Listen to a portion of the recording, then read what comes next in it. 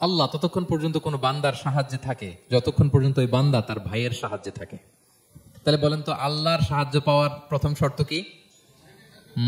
অন্যের জন্য সাহায্যের হাত বাড়িয়ে দাও। তাহলে মনে থাকবে তো?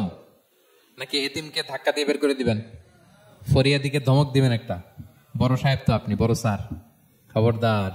তাহলে 1 নম্বর লেসন অপটিমিজম। আমরা হতাশ হব না, হতাশা আমাদের ডায়েরিতে নাই, আমরা আশাবাদী, আমরা আল্লাহর রহম ভরসার ভিখারি, ঠিক কিনা বলেন? 2 নম্বর লেসন হচ্ছে গ্রেটফুলনেস। আমরা সবসময় আল্লাহর প্রতি শুকরগুজার হব, কৃতজ্ঞ হব। আল্লাহর হাবিব সাল্লাল্লাহু আলাইহি ওয়াসাল্লাম বলতেন, আল্লাহুম্মা জাআলনি সাবুরা ওয়া জাআলনি শাকুরা ওয়া জাআলনি ফি আইনি সাগীরা ওয়া ফি আয়ুনিন নাসি কাবীরা। আল্লাহ, আপনি আমাকে ধৈর্যশীল বান্দা বানান, আপনি আমাকে শুকরগুজার বানান। আল্লাহ, আমার চোখে আমাকে ছোট বানান। আল্লাহ, গোটা বিশ্বের মানুষের চোখে, জনতার চোখে আমাকে বড় বানান। আওয়াজ করে পড়েন আমিন। আল্লাহ তাআলা প্রথমে 2টা শপথ করলেন, কসম করলেন, 2টা ওথ।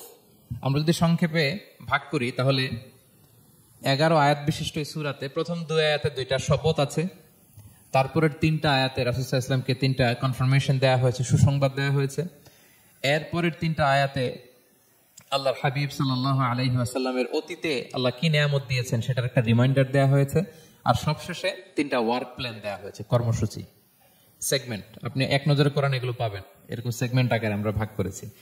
আই রিপিট, আমি আবারও বলছি, সূরা দোহার 11 আয়াত বিশিষ্ট এই সূরার প্রথম 2 আয়াতে 2টি শপথ, তারপরের 3 আয়াতে 3টি সুসংবাদ, তারপরের 3 আয়াতে অতীতে যে রাসূলকে নিয়ামত দেওয়া হয়েছিল সেটা স্মরণ করিয়ে দেওয়া, আর শেষ 3 আয়াতে 3টা ওয়ার্ক প্ল্যান, কর্মসূচি, রাসূল সাল্লাল্লাহু আলাইহি ওয়াসাল্লাম কি করবেন।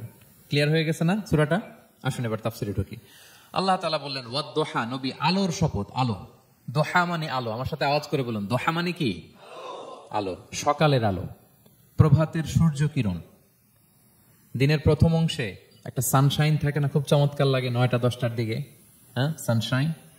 এই সকালের সানশাইনটাকে আরবিতে বলে দোহা। এই জন্য এই সময় আল্লাহর হাবিব সাল্লাল্লাহু আলাইহি ওয়াসাল্লাম নামাজ পড়তেন, এটাকে বলে সলাতুদ দোহা, মানে দোহার নামাজ। এটাকে বলে সলাতুদ দোহা, দোহার নামাজ। তো দেখেন, রাসূল সাল্লাল্লাহু আলাইহি ওয়াসাল্লামের মন ভালো করবার জন্য প্রথমে আল্লাহর ওয়ার্ডিংটা দেখেন, আল্লাহ তাআলা কেমন চমৎকার শব্দ চয়েস করেন। প্রথমে আল্লাহ বললেন আলো। আলো বললে তো মনটা ভালো হয়ে যায়, কি বলেন? এই আলো মানে আশার আলো, সম্ভাবনার আলো, প্রশান্তির আলো। ওয়াদ-দুহা, আলোর শপথ। মানে নবী, আপনি হতাশ হবেন না, হাল ছাড়বেন না, ভরসা রাখুন। আপনি ঘর থেকে বের হন, দেখুন কি চমৎকার আলো। It's a beautiful day out there. জান, হোয়াট এ নাইস সানশাইন। কি চমৎকার উজ্জ্বল প্রভাতের সূর্য কিরণ।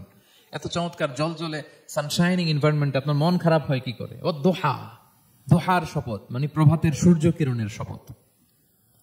আবার বললেন ওয়াল-লাইলি ইযা সাজা, রাতের শপথ, যখন সে রাত নিঝুম হয়, গভীর হয়, নিস্তব্ধ হয়। 2টা শপথ, আলোর শপথ আর রাতের অন্ধকারের শপথ। আলোর শপথ বলে বেসিক্যালি আল্লাহ তাআলা ওহীর আগমনকে বুঝিয়েছেন, আর রাতের শপথ বলে আল্লাহ তাআলা বেসিক্যালি ওহীর অনুপস্থিতিকে বুঝিয়েছেন। মানে রাত দিন 2টাই যেমনি লাগে, আল্লাহ তাআলা বোঝাতে চাইলেন, নবী আপনি টেনশন করবেন না, আমি উইথ ইউ, আমি আপনার সাথে আছি। ওহী আসা না আসা 2টাই গুরুত্বপূর্ণ।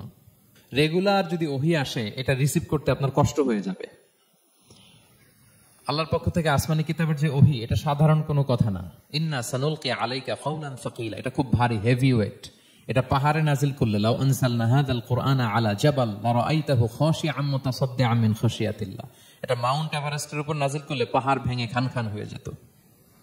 শীতের রাতে কোরআন নাজিল হলে রাসূল সাল্লাল্লাহু আলাইহি ওয়াসাল্লাম ঘেমে একাকার হয়ে যেতেন, কপাল বেয়ে টপ টপ করে ঘাম পড়তে, ওহী রিসিভ করতে চাই। তিনি ওটের উপরে করে মরুভূমিতে চড়ছেন, ওহী নাজিল হলে ওটের বুক মাটিতে মিশে যেত। এক সাহাবার মাথায়, পায়ের মধ্যে মাথা রেখে রাসূল সাল্লাল্লাহু আলাইহি ওয়াসাল্লাম শুয়েছিলেন, তখন ওহী নাজিল হলো। সাহাবা বলছেন, ওহীর ভারে মনে হচ্ছে যে আমার পায়ের হাড্ডিটাই ফেটে যাবে। তার মানে এটা খুব ভারী বাণী, খুবই ভারী, এটা সাধারণ কোনো কালাম না। তো এই যে রাসূল সাল্লাল্লাহু আলাইহি ওয়াসাল্লামের কাছে যে ওহী নাজিল হচ্ছিল, এটা যদি রেগুলার নাজিল হয়, এটা রিসিভ করা রাসূল সাল্লাল্লাহু আলাইহি ওয়াসাল্লামের জন্য সহজ হবে না, কঠিন হয়ে যাবে। রেগুলার ওহী নাজিল হলে এটার যে পাওয়ার, প্রেসার, রাসূল সাল্লাল্লাহু আলাইহি ওয়াসাল্লামের স্নায়ু এটা বরদাস্ত করতে পারবে না। তো আল্লাহ বোঝাতে চাইলেন, নবী আমি কাফেররা যে বলে আপনাকে আমি ভুলে গেছি, কখনো না, নেভার এভার। বরং আপনার যাতে একটু রেস্ট হয়, আরাম হয়, আপনাকে একটু কমফোর্ট দেওয়ার জন্য আমি সাময়িকভাবে ইচ্ছে করে ওহীটা বন্ধ রেখেছি। সুবহানাল্লাহ পড়বেন না? আপনার যাতে একটু কমফোর্ট হয়, আপনার জন্য একটু আরাম হয়, ওহী রিসিভ করে করে যেন আপনি অভ্যস্ত হতে পারেন, এজন্য আমি ইচ্ছা করে আপনাকে একটু আরাম দেওয়ার জন্য ওহী বন্ধ রেখেছি। সারাদিন যদি, মানে দিনের 24 ঘন্টায় যদি সূর্য থাকে, ভাল লাগবে? আচ্ছা বলেন, 6 মাস টানা সূর্য ভাল লাগবে আপনার? রোদের গরমে আমরা অস্থির হয়ে যাব। তো 12 ঘন্টা সূর্যের আলোর পরে যেমনি রাতের দরকার আছে, আল্লাহ বোঝাতে চাইলেন ওহি নাজিল হওয়ার পাশাপাশি মাঝে মাঝে ওহি ব্রেক দেওয়ার দরকার আছে, ওহি বন্ধ থাকার দরকার আছে।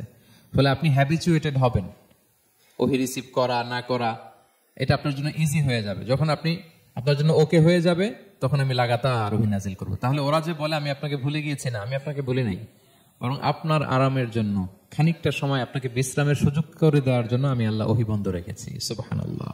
তার মানে আল্লাহ তাআলা নবীকে ভুলেন নাই বা নবী সাল্লাল্লাহু আলাইহি ওয়াসাল্লামের উপর অসন্তুষ্ট হন নাই, ইচ্ছে করে আল্লাহ তাআলা কিছুদিন ওহি বন্ধ রেখেছেন।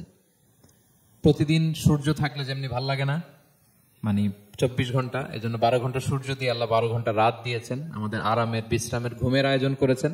ঠিক তেমনি রেগুলার ওহি রিসিভ করলে রাসূল সাল্লাল্লাহু আলাইহি ওয়াসাল্লামের জন্য কষ্ট হয়ে যাবে। এজন্য ইচ্ছে করে আল্লাহ গ্যাপ দিয়েছেন। আল্লাহর হাবিব সাল্লাল্লাহু আলাইহি ওয়াসাল্লামের উপর আল্লাহ অসন্তুষ্ট হননি। এটাই আল্লাহ তাআলা বললেন যে ওয়াদ-দুহা ওয়াল-লাইলি ইযা সাজা, প্রভাতের সূর্য কিরণের শপথ, রাতের নিঝুম নিস্তব্ধ পরিবেশের শপথ। মা ওয়াদ্দাআকা রাব্বুকা ওয়া মা ক্বালা, আপনার রব আপনারে ভুলেও যায় নাই, আপনারে ছেড়েও যায় নাই, আপনার উপর নাখুশও হয় নাই। সুবহানাল্লাহ। আপনার রব আপনার সাথেই আছে। এটা সবসময় ফিল করবেন যে আমার রব আমার সাথে আছে। এটা ফিল করলে আপনার মধ্যে যে সাহস আসবে, আপনি কল্পনাই করতে পারবেন না যে এত এনার্জি আপনার ভিতরে আসলো কি করে। আপনারা খেয়াল করেছেন, বছর খানিক আগে ভারতবর্ষের আমাদের এক বোনের সামনে কিছু সন্ত্রাসী, ওরা জয় শ্রীরাম জয় শ্রীরাম বলতেছিল, মনে আছে? কিন্তু আমার ওই বোন মুস্কান কি বলছিল বলেন তো? তার এক আল্লাহু আকবারে from north to south, from east to west, the entire globe প্রকম্পিত হয়েছে। আমরা সবাই পড়েছি আল্লাহু আকবার, সবাই আমরা কি পড়েছি? আল্লাহু আকবার। কারণ সে ফিল করেছে যে আল্লাহ আমার সাথে আছে। মনকে তুমি বুঝিয়ে বলো আল্লাহ আছেন আমার সাথে, এটা ফিল করতে হবে। আল্লাহর হাবিব সাল্লাল্লাহু আলাইহি ওয়াসাল্লামকে আল্লাহ তাআলা এইটাই অ্যাসিউরেন্স দিলেন, কনফার্মেশন দিলেন যে মা ওয়াদ্দাআকা রাব্বুকা ওয়া মা ক্বালা, আপনার রব আপনাকে ভুলে যায় নাই, আপনার রব আপনার প্রতি অসন্তুষ্ট হয় নাই। আমি ইচ্ছা করে ওহিটা বন্ধ রেখেছি যাতে আপনার আরাম হয়। সুবহানাল্লাহ। আল্লাহর হাবিব সাল্লাল্লাহু আলাইহি ওয়াসাল্লামের প্রতি আল্লাহ তাআলা কতটা টেক কেয়ার করতেন দেখেন। রেগুলার ওহি নাজিল হলে রাসূল সাল্লাল্লাহু আলাইহি ওয়াসাল্লামের কষ্ট হয়ে যাবে, এজন্য তিনি কিছুদিন ওহি বন্ধ রেখে রাসূল সাল্লাল্লাহু আলাইহি ওয়াসাল্লামকে বিশ্রামের ব্যবস্থা করে দিয়েছেন। তাহলে প্রথম 3টা আয়াত ক্লিয়ার না সবার কাছে? তাহলে প্রিয় ভাইরা, সূরাতুদ দুহা এটা হচ্ছে একটা মোটিভেশনাল সূরা, আশা জাগানিয়া সূরা, অ্যান্টি ডিপ্রেশন বলি আমি এই সূরাটাকে। ডিপ্রেশন থাকলে চলে যাবে, কারণ ওয়ালাল আখিরাতু খায়রুল লাকা মিনাল উলা। হে নবী, আপনার পরবর্তী সময় আপনার পূর্ববর্তী সময়ের চেয়ে ভালো। সব সময় আশাবাদী হবেন। সূরা দুহার 1 নম্বর শিক্ষা হচ্ছে বি অপটিমিস্টিক, মানে অপটিমিজম, আশাবাদী হওয়া, নিরাশ হওয়া যাবে না। বিশ্বাসীদের, মুমিন মুসলিমের ডিকশনারিতে হতাশা নিরাশা নাই। আমার ডিকশনারিতে অন্তত নাই, আপনাদের আছে কিনা জানি না। আজকে থেকে বলেন, আপনাদের ডিকশনারিতে হতাশা নিরাশা রাখবেন? আমাদের কোনো হতাশা নাই, নিরাশা নাই। কারণ আমরা যে পরিস্থিতিতে থাকি না কেন, আমাদের সাথে কে আছেন? লা তাহজান ইন্নাল্লাহা মা'ানা। চিন্তিত হয়ো না, আল্লাহ আমার সাথে আছেন। আল্লাহ আমার সাথে আছেন বললেই দেখবেন মুস্কানের মতো এক তাকবীর আপনার মুখ দিয়ে বেরোচ্ছে, এমন এনার্জি বেরোচ্ছে, গোটা বিশ্ব আপনি জয় করে ফেলবেন তখন। এটাই আমাদের সবচেয়ে বড় পাওয়ার। আমাদের সাথে কে আছে? ইন্নাল্লাহা মা'ানা, আল্লাহ তাআলা আমাদের সাথে আছেন। তাহলে সূরা দুহার আজকের তাফসীরের 1 নম্বর লেসন হচ্ছে optimism. Believer should be optimistic always. বিশ্বাসীরা আশাবাদী হয়, নিরাশ হয় না, হতাশ হয় না, হাল ছাড়ে না। বিশ্বাসীরা ভরসা রাখে এক মহান সত্যের উপর। আওয়াজ করে বলেন তো তিনি কে? আল্লাহর উপর ভরসা রাখে, আমরা নিরাশ হই না। 2 নাম্বার শিক্ষা হচ্ছে গ্রেটফুলনেস, কৃতজ্ঞতা। আপনার জীবনে অনেক কিছু আছে, নাই নাই বলবেন না, শুধু কমপ্লেইন করবেন না। অনেকে দেখবেন শুধু অভিযোগ, এটা নাই, ওইটা নাই, এই পাইলাম না, ওর আছে এটা, ওর, আমার সাথে কেন এমন হয়, আমার সাথে শুধু আমার সমস্যা। এগুলো যারা বলে তাদেরকে আল্লাহ নেয়ামত আরো ছিনিয়ে নেয়। বরং যারা অল্প পেয়েও বলে আলহামদুলিল্লাহ, তাদেরকে নেয়ামত দেয়ার ধারাবাহিকতা আল্লাহ তাআলা অব্যাহত রাখেন। সব অবস্থায় আলহামদুলিল্লাহ, যে কোনো পরিস্থিতিতে, যে কোনো অবস্থায় কি বলবো আমরা? আপনি খেয়াল করে দেখেন না যে আপনার কি কি আছে, কত কিছু যে আপনার আছে, অবাক করা। 3 নাম্বার কাইন্ডনেস। 3 নম্বর লেসন হচ্ছে কাইন্ডনেস, দয়া। আমরা যেন অন্যের প্রতি দয়াশীল হই। আপনি অন্যের প্রতি দয়ালু হলে আপনার প্রতি দয়ালু হবো কে? আল্লাহু ফি আউনি আবদিহি মা দামাল আবদু ফি আউনি আখি। আল্লাহ ততক্ষণ পর্যন্ত কোন বান্দার সাহায্যে থাকে যতক্ষণ পর্যন্ত ওই বান্দা তার ভাইয়ের সাহায্যে থাকে। তাহলে বলেন তো, আল্লাহর সাহায্য পাওয়ার প্রথম শর্ত কি? অন্যের জন্য সাহায্যের হাত বাড়িয়ে দাও। তাহলে মনে থাকবে তো? নাকি এতিমকে ধাক্কা দিয়ে বের করে দিবেন? ফরিয়াদিকে ধমক দিবেন একটা? বড় সাহেব তো আপনি, বড় স্যার, খবরদার। তাহলে 1 নম্বর লেসন অপটিমিজম। আমরা হতাশ হব না। হতাশা আমাদের ডায়েরিতে নাই, আমরা আশাবাদী, আমরা আল্লাহর রহম ভরসার ভিখারি, ঠিক কিনা বলেন?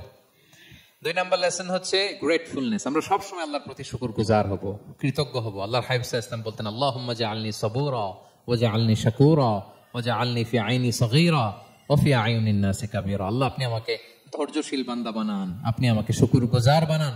আল্লাহ, আমার চোখে আমাকে ছোট বানান। আল্লাহ, গোটা বিশ্বের মানুষের চোখে, জনতার চোখে আমাকে বড় বানান। আওয়াজ করে পড়েন আমিন। এই দোয়াটা বেশি বেশি পড়বেন। আর সব শেষে আমরা যেন কাইন্ড হতে পারি, অন্যের প্রতি দয়ালু হতে পারি। যে রহম করে সে রহম প্রাপ্ত হয়, যে অন্যকে দয়া দেখায় সে আল্লাহর পক্ষ থেকে দয়া পায়। আল্লাহ তাআলা আমাদের সবাইকে কথাগুলো বোঝার, আমল করার তৌফিক দান করুন।